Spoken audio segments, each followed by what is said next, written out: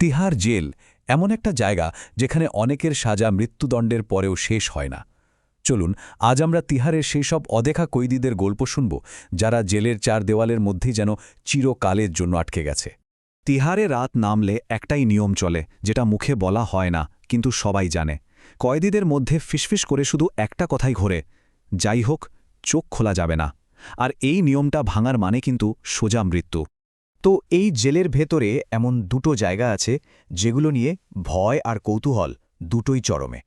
বলা হয় এখানে জ্যান্ত কয়েদিদের থেকেও অশরীরীদের আনাগোনা অনেক বেশি। জায়গা দুটো হলো সেল ব্লক ৩ আর সেল ব্লক ৬। মজার ব্যাপার হলো এই দুটো ব্লকের ভয়ের ধরন কিন্তু একদম আলাদা।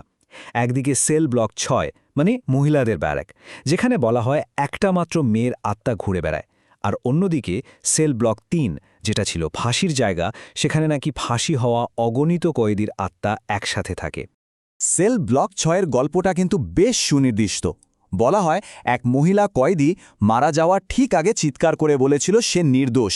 সেই থেকে প্রতি রাতে ঘড়ির কাঁটায় ঠিক ২টো বাজার পর তার সেই ভয়ঙ্কর আর্তনাদ শোনা যায়।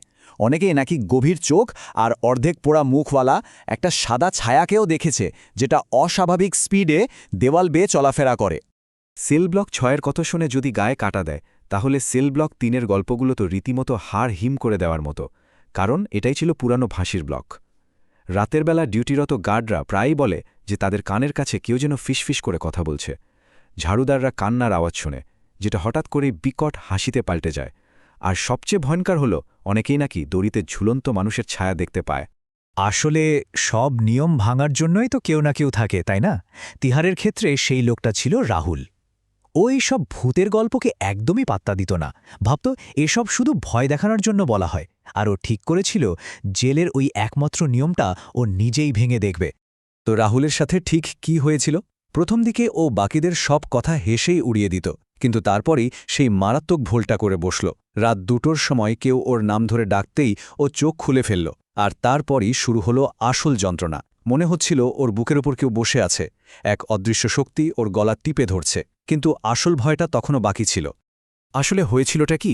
চোখ খোলার আগে রাহুল একটা করুণ গলা শুনতে পেয়েছিল। একটা কণ্ঠস্বর ওকে বলছিল, রাহুল, আমাকে বাঁচাও, আমি নির্দোষ। আর এই আকুতি শুনেই ও আর নিজেকে সামলাতে পারেনি। ভয়ে আতঙ্কে রাহুল কোনো ক্রমে নিজেকে ছাড়িয়ে বাথরুমের দিকে দৌড়ে যায়। হয়তো ভেবেছিল এখানে একটু শান্তি পাবে, কিন্তু বাথরুমের আয়নার দিকে তাকাতেই ও রক্ত হিম হয়ে যায়। ও দেখে আয়নায় ও একা নয়, ওর কাঁধের ওপর অর্ধেক পোড়া মুখের এক কালো ছায়া বসে আছে আর ওর দিকে তাকিয়ে বিশ্রী ওরে হাসছে। এই ঘটনার শেষটা আরও মর্মান্তিক। পরের দিন সকালে রাহুলকে ওর নিজের সেলেই মৃত অবস্থায় পাওয়া যায়। রাহুলের এই পরিণতি জেলের সেই অকথিত নিয়মটার ভয়াবহতাকে যেন আরও সত্যি প্রমাণ করে দিয়ে গেল। রাহুলের গল্পটা কিন্তু কোনো বিচ্ছিন্ন ঘটনা নয়। তিহারের এই ভৌতিক কার্যকলাপ হঠাৎ করে অনেক বেড়ে গিয়েছিল, বিশেষ করে সাম্প্রতিক একটা ঘটনার পর। চলুন একটু ফিরে যাওয়া যাক ২০২০ সালের মার্চ মাসে। ৪ এই একটা সংখ্যা তিহার জেলের ইতিহাসে গেঁথে আছে। ২০২০ সালের মার্চ মাসে নির্ভয়া কাণ্ডের ৪ জন দোষীকে একই সাথে তিহার জেলে ফাঁসি দেওয়া হয়। আর এই ঘটনার পর থেকে জেলের ভেতরের পরিস্থিতি যেন পুরোপুরি পাল্টে যায়। ওই ৪টে ফাঁসির পর যা হলো সেটাকে ভয়ের একটা সুনামি বলা যেতে পারে। ভৌতিক কার্যকলাপের রিপোর্ট আসা যেন বহুগুণ বেড়ে গেল। কয়েদিদের রাতের ঘুম উড়ে গেল। অনেকেই অভিযোগ করতে শুরু করল যে রাতে কেউ যেন তাদের ঝাঁকিয়ে জাগিয়ে দিয়ে যায়। আর পুরো জেল জুড়ে একটা অদ্ভুত ফিসফিসানি আর আতঙ্ক ছড়িয়ে পড়ল। তো এত সব শোনার পর মনে একটা প্রশ্ন আসতেই পারে, আচ্ছা, এর কি কোনো বৈজ্ঞানিক ব্যাখ্যা নেই, নাকি সবই সত্যি সত্যি অলৌকিক? চলুন এবার সেই বিতর্কটাতেই ঢোকা যাক, যেখানে যুক্তি আর বিশ্বাস একেবারে মুখোমুখি। বিজ্ঞানীরা প্রথম যে ব্যাখ্যাটা দেন সেটা হলো স্লিপ প্যারালাইসিস।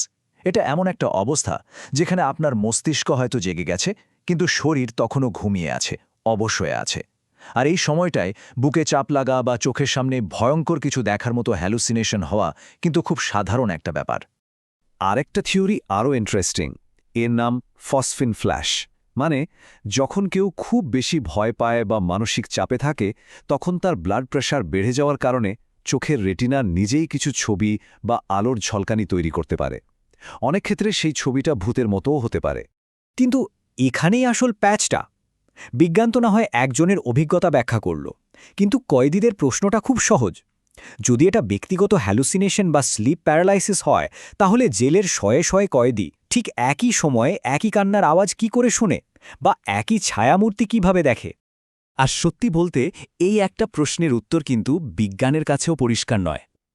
একজনের ভুল হতে পারে, দুজনেরও হতে পারে, কিন্তু এতগুলো লোকের অভিজ্ঞতা তো আর এক হতে পারে না, তাই না? এই সম্মিলিত অভিজ্ঞতার কোনো ব্যাখ্যা নেই। তাহলে শেষ পর্যন্ত প্রশ্নটা এটাই থেকে যায়, তিহার জেলে আসল সাজা কোনটা? আইনের চোখে কারাবাস, নাকি সেই সব অতৃপ্ত আত্মাদের দেওয়া এক অনন্ত যন্ত্রণা? উত্তরটা হয়তো জেলের ওই পাথরের দেওয়ালগুলোর মধ্যে কোথাও লুকিয়ে আছে।